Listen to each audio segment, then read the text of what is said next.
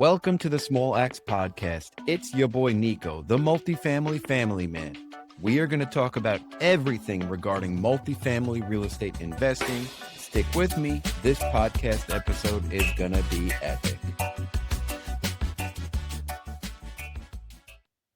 All right, on today's episode of how I scaled to 1,000 units in 90 days and quit my W-2 JK.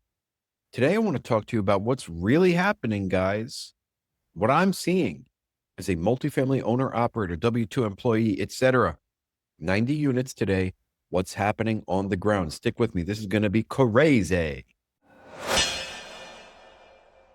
All right, let's start with the 6-unit property, Baker Street. A lot of you already know about that property and you heard some stories about it or my podcast about it where we were just about to sell it at a pretty epic return 6 months after ownership, and then it got hit by a car and everything kind of went south after that, which is, part of the game, I guess. This has never happened to me, and it has never happened right before closing on a property, but whatever, here we are today. So we couldn't sell it. People got a little squirmish, didn't want to buy it, and we even tried reducing the price a little bit, but nothing's happening. So I have to refinance this thing. Our loan is coming due in September, and I just want to get this thing done. So at this point, we decided to refinance. We just approved an appraisal to be executed. So now they're going to go out and do the appraisal, and we had to pay for that. So now we're all in, guys.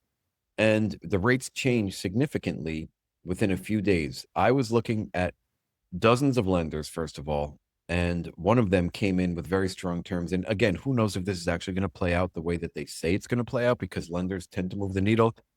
And the conversation and term sheet that were created could totally be based on what I told the lender rather than reality, right? And that's okay. I know the game, and I'm going to stick real close on this, and I'm going to fight tooth and nail to get whatever I think this property deserves in a refi, etc. If all goes well, we can get a significant amount of capital out of this property back to my partner's hands and still own the property, and then, own it for the next 5 years or so while the market gets better. And that's the goal at this point. So the rates moved really quickly. After I spoke to the lender, we could have locked in a rate at 6.375. That did not happen.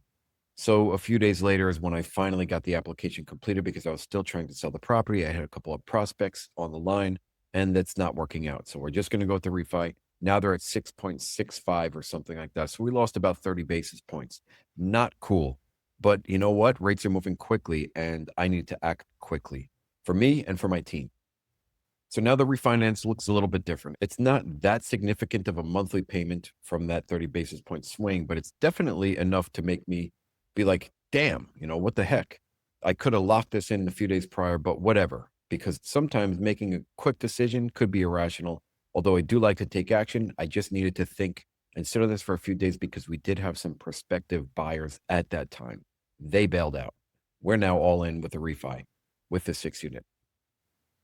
So now here comes the ride. I mean, you got to pay for a refinance. So that's not that cool, right? It's going to be about 15, 20 grand just to pay for a refinance. And I'm doing all the work myself. It's a lot on me. And then I'm going to be on the hook for the loan, the new loan, me and a couple of my partners. So this is part of it. And also, we're not really going to cash flow after this. We're going to try to take as much proceeds as possible, knowing how the property operates while also having money in reserves. So that's the way we're probably going to play this. And again, it's going to be a ride for the next 2 months. So hang with me and I will probably share updates. Now, on the flip side, our other property, Lakeland 13, the 13-unit deal, is also coming due with its loan. So basically, we can also refinance prior to September 2026. We do have an extension period of 6 months, which I don't want to take. I would like to get this going. And we completed a significant amount of CapEx, and we've done some unit turns, and we increased rent on a significant amount of the units. Enough, in my opinion, to get this process going and to show proof of concept. Will we get full proceeds for what I'm seeking? I'm looking for $1 million loan on this. I don't know. And that's going to be a fight with the appraisers, etc. I provided my appraisal reports prior to purchase. I just provided them to the lender, and we'll see where they take it. Those appraisals look great. But again, they're obviously going to have to order new appraisals and stuff. I just kind of want to set the expectation of where I feel we can land. So they have that information, and hopefully I'll get a terms sheet as well on these 2 properties. Again, Lakeland 13 consists of 2 properties, a 5-unit and an 8-unit, and they're within about a mile of each other. So the bank actually wanted this to do a DSCR loan. So we will see where we shake out on this one as well. But I know what we can afford on all of these, the Lakeland 13 in terms of debt. And I know what we can afford as far as Baker Street in terms of debt. So right now, if rates stay where they are at about 6.6 or so, then we'll be fine with the proceeds that I'm looking to get. But again, it's going to cost money and more money out of our pocket just to hold these properties longer, which was the game plan for the 13 unit, not for the 6 unit. We had planned on flipping it. So our investors are going to get some money back, not all of their money, but it's still a win, in my opinion, especially in today's environment. It's going to cost me more paperwork, more headache, more lender conversations. And then on top of that, at this time, we have our 44 unit up for sale. Okay. We're getting some traction with this, not much at all. Okay. We had a quote unquote 2 tours so far in the past few weeks, but I believe those tours are only drive-bys. They were not actually scheduled tours. Nobody is pulling the trigger right now, even if the property looks great and looks good on paper and can be underwritten well by a bank. People are hesitating. The 44 unit in particular, we split up into 2 properties. We're trying to sell the 28 unit and the 16 unit separately, or at least market them separately to get more eyes and different types of buyers. Because if we go for a 44 unit, that kind of limits who can actually purchase it. But a 16 unit and a 28 unit gives us a little bit more of a buyer pool. Okay. But every time the rates shake a little bit or move, people get scared or weary. And it has only been about a week or so since the new Fed chair, Kevin Warsh, took over. What is that going to mean? Does that cause more uncertainty? We all know inflation is an issue. We all know jobs are an issue. We all know that people are feeling the pinch. Expenses across the board are up. And the cure for that could be, from a real estate perspective, obviously, lower rates that will unlock a lot of capital. And Kevin Warsh historically not been someone to aggressively cut rates, but he did kind of take this position under the assumption that he would reduce rates or at least push for a reduction in interest rates for Trump. Whether or not that happens is yet to be seen. And in all honesty, right now, rates are going up and they appear to be going up in the near term. So we have to be cautious. And me as a seller for the 44 unit, yeah, we have over a year before our loan changes and doesn't come due, which is also key. So we're not that dire or in need of selling, but it is important for us to get some traction today to see where we can shake out for a possible sale. Our investors would like their capital back. It's been 3.5 years. Our general partners would like out because some of them are struggling on other properties. Guys, like I just got a phone call today, freaking today, from another KP of mine who signed on one of our loans. And he's like, look, we can't have this thing go south. I said, it's not going to go south. I mean, we have plenty of time and we're doing okay. We're not losing money on the property. So let's just relax there. But he then confided in me and told me that he is struggling on other properties and he knows so many people that are struggling. So if you today are also struggling, you're in good company, I guess. Not that it makes it any more fun, but you're in good company. And I know a lot of people that are struggling. I then proceeded to tell them that we're actually making distributions on one of our properties, and that's a win, guys. If you are able to make distributions on your properties today, that's a win. Today is a really challenging environment. And if people don't really understand that, well, get back to the drawing board, get in the game, get in the fire, get involved because it is legit today. It is very difficult today to be operating as a multifamily owner, investor, etc. But, and here's the big but here, the giant but, the giat, if you want to call it, the big booty, the big but in the room is this is the bottom of the market, potentially. And again, when you hit the bottom of the market, when things are really difficult, that creates a really good buying opportunity. The challenge is finding the right deal, closing on that deal because capital is super tight today, and then holding it, making it cash flow even minimally, slightly for the next 3 to 5 years, and you can turn out a big winner. Okay. Just because from 2020 to 2023, there was a crazy injection of capital from people who really didn't know what they were doing on the investor side and the operator side, it doesn't mean that today you have to be overly cautious with your capital. You should have always been conservative with your capital.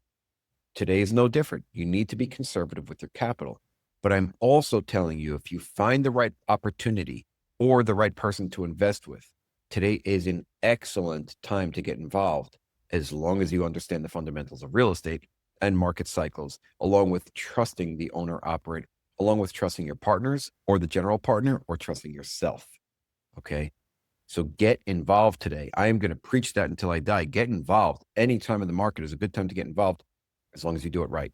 And there's a strategy for every season, a strategy for every market cycle, a strategy for every deal. Make sure you know what you're doing. If you need help, I teach a program called the Multifamily Machine. This is a very powerful small group cohort where we go through 8 weeks of intensive training, and I give you everything I have and everything I know, including underwriting, acquiring deals, broker contacts, how to talk to brokers, closing on the deal, title issues, to appraisal issues, getting through the mud of everything of closing, and then operating, and then refinance, talking to lenders, everything under the sun regarding multifamily ownership and operating. I teach you everything. And I do it at a nominal fee. So please go to my website right now, stan.store/buy buildings, and find the Multifamily Machine. So back to me and my story and my current challenges. I am an owner operator for life. Yes, I have a W-2. Yes, I work multiple jobs, but I am an owner operator. I'm a real estate professional at this point. And what I do is I make sure our properties succeed. They outperform, overperform. Am I making distributions on everything? No. But am I going to succeed? Yes, because I will fight tooth and nail for what I know to be true. I know valuations pretty well. I know where rates are today, and I know how to make my personal properties cash flow under today's circumstances. That's what you have to know too. Then we get to the other side, 3 to 5 years from now, when we can actually sell for a profit, a solid profit, or refi again. So hold tight, keep looking at deals, get out there, swing your small axe, chop down the biggest building you can find, whether it be a duplex or a 100-unit apartment complex. Get out there, make moves. Continue talking to brokers because other people are not. Find your way in there, build long-lasting, long-term relationships today, and you will succeed. And if you're struggling, know that you're not in bad company. You're in good company. I'm struggling with you, and I'm working through this, and I'm feeling overly enthusiastic and overly optimistic because this education, nobody else is getting unless they're involved in it with me. And today, I truly feel that I'm getting such an epic education from learning everything that I'm doing. And yes, I'm putting in all this work, but it's valuable to me. I'm getting educated, and I'm learning how to be a better owner, operator. I hope you guys are too. Love you. Thank you so much for joining me today on the Small Axe Podcast. Your attention truly means the world to me. Please leave a rating and write a review. Also, share this episode with somebody that you think could get value from it. Remember, it only takes a small axe to build a lasting empire. So get out there and start building your own.